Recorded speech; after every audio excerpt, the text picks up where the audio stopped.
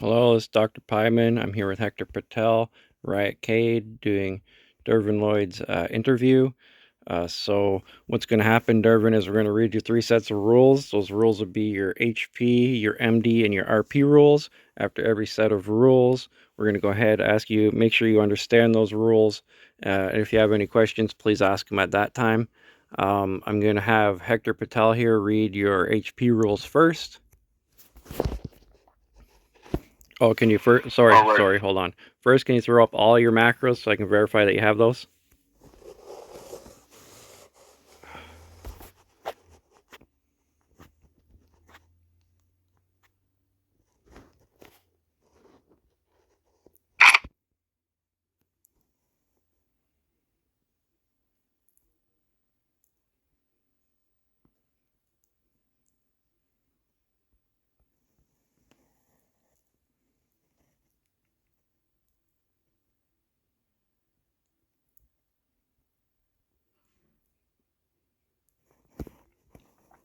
Very good. Okay, Hector, now if you want to go ahead and read those HP rules. Alright, Dervin, HP rules: do not resuscitate patients on any street surrounding the hospital, PvP, which is the Blue Territory events, or the Army base. Do not serve patients who have their weapons drawn. Do not stand or sell on the main lobby floor. Do not go AFK while on duty. 3-day ban, demotion, and all funds returned. Only 2 staff members may be at each desk in rank order, which is brown, maroon, blue, white, then green. Up to 3 may line up down the hallway, also in rank order. If your medication wait time is over 5 minutes, go on emergency calls or med deliveries. If the wait is under 5 minutes, wait in the cafeteria.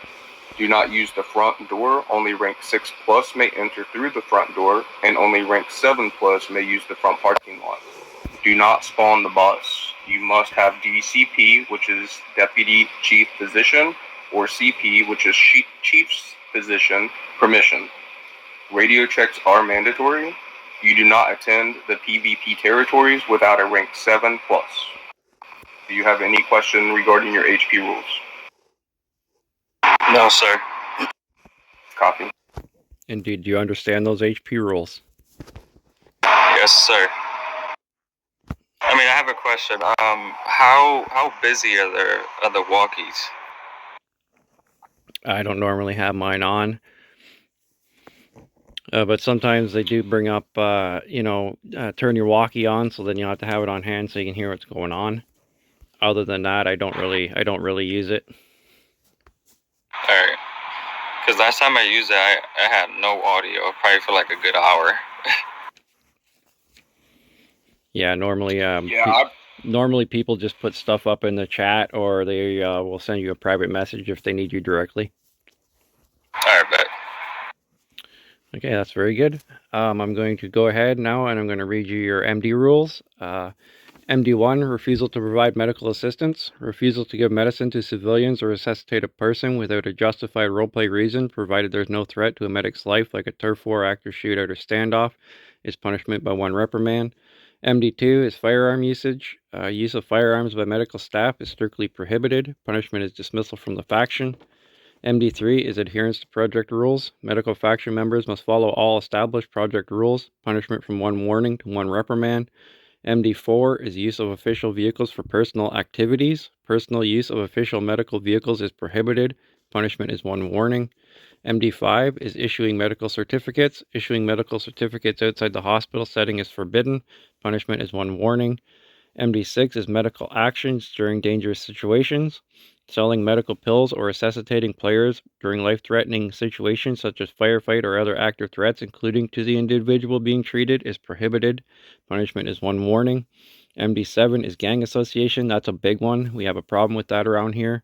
MD7, intentionally associating with gangs, committing major crimes like theft, vandalism, or murder, or affiliating with factions during events is prohibited. Punishment is dismissal from the faction. MD8 is another one we tend to see a lot. It's a disrespectful conduct towards colleagues and civilians. Disrespectful behavior towards any individual is prohibited. Punishment 1 reprimand or dismissal based on faction leadership's decision. MD9 is non-compliance with orders. Failing to follow orders or observe rank-based subordination is punishment by 1 reprimand. MD10, use of personal vehicles for EMS work. Using personal vehicles for EMS-related tasks is not allowed. Punishment is 1 warning. MD11 is proper roleplay conduct. Medical personnel must roleplay their duties appropriately, including interactions, dialogue, and checking surroundings during emergencies. The punishment would be 1 warning. And MD12 is improper use of tasers. Attacking civilians with a taser, weapon, or physical force without a roleplay reason is punishment dismissal from the faction. Do you understand those rules, or do you have any questions? I understand them. Very good. No questions, though. Very good. I'm now going to go ahead. I'm also going to read your RP 13 through 16. RP 13 is faction non-roleplay. It's non-roleplay behavior within game factions, including unlawful release of prisoners or execution of civilians by the police. Is punishment exoneration from the faction and or from 30 minutes in 1 state jail up to 3 days of ban. RP 14 is sexual harassment. Any form of non-consensual sexual actions, including simulation, an explicit dialogue or action, use of ethnic and or LGBT plus slurs, or excessive attention. All sexual actions require OOC consent, which is out of character consent. Such actions should not occur in public or frequently visited areas. Punishment would be 60 minutes mute or 24 hours up to 30 days of ban. RP 15, disruption of faction operations. Intentionally provoking faction members for entertainment or disrupting faction operations is prohibited. Punishment 30 minutes in 1 state jail. RP 16, criminal acts against emergency personnel. Any criminal acts towards emergency medical personnel are prohibited. Punishment from 90 minutes in 1 state jail to 12-hour ban. Do you understand those rules, and do you have any questions? I understand. I have no questions. Okay, we're now going to go ahead and we're going to ask you a series of 10 questions between the 3 of us. Just answer to the best of your abilities. My first question is, why did you want to become a medic? Or join the medical faction, I guess. My last job, I was actually drawing blood. I actually did get addicted to it. I used to hate blood at first, and then until I actually went to school, they taught me how to, get past my fears. I started getting into drawing blood, and now I'm just addicted to it. Awesome. Why is teamwork important in the medical faction? I feel like it's important because, say, if there's a big crisis or something, we should be there to solve it or handle the situation, like any crisis, either emergency, psycho, you know what I mean? Just be there just to support. Yeah, okay, I like that. How do you show kindness? How do you show kindness to patients? I try to respect them like they're mine. Try to not disrespect. How would you handle a patient who is upset or angry?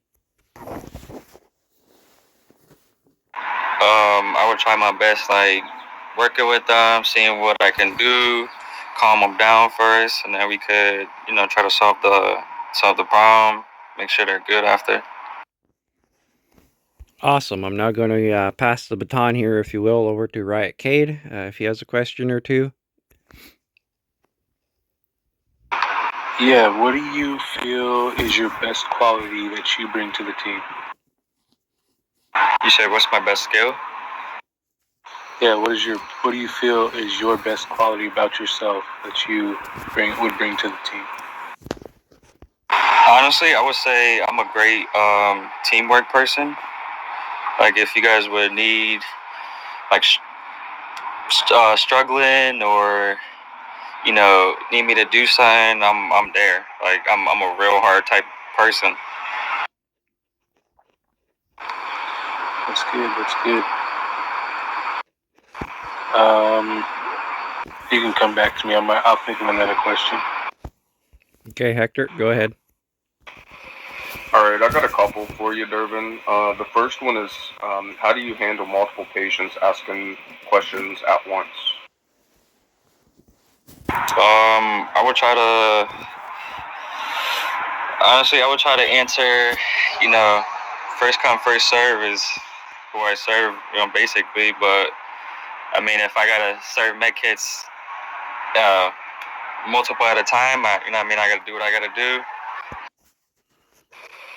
For sure. So, with that being said, if you've got multiple people at your desk and asking a bunch of questions and asking for med kits, how would you explain the wait times to patients when you run out of pills and/or med kits?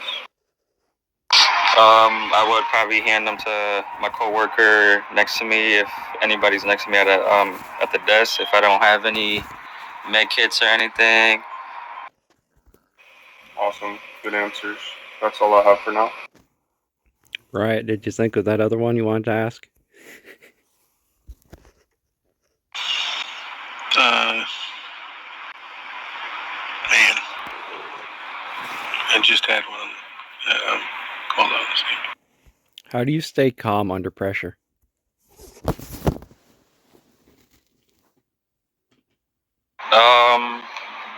Honestly, from working at my last place, it was a little hectic because I was in two spots. I was drawing blood, and then I was in a psycho crisis. So, dealing with a bad crisis is honestly like me handling it. I would say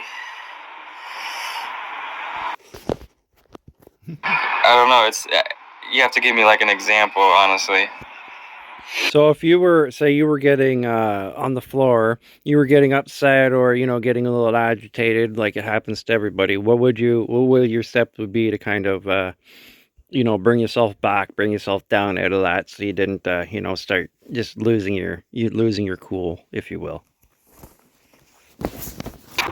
I mean, when I'm at work, I try to stay calm and collected and not try to let any of my anger get to people or try to, be disrespectful and stuff because, like you said, the rules, we got to stick to them.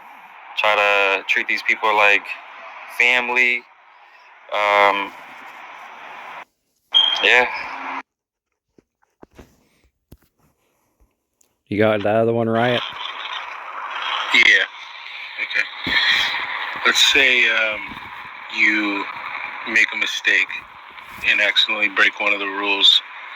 What do you think is the best course of action to take? I'm gonna try to go up to one of the doctors and let them know that I'll be like, hey, was this okay if I did this, blah blah. If it wasn't okay, then I'll own up to my mistake and I'll take the punishment for it.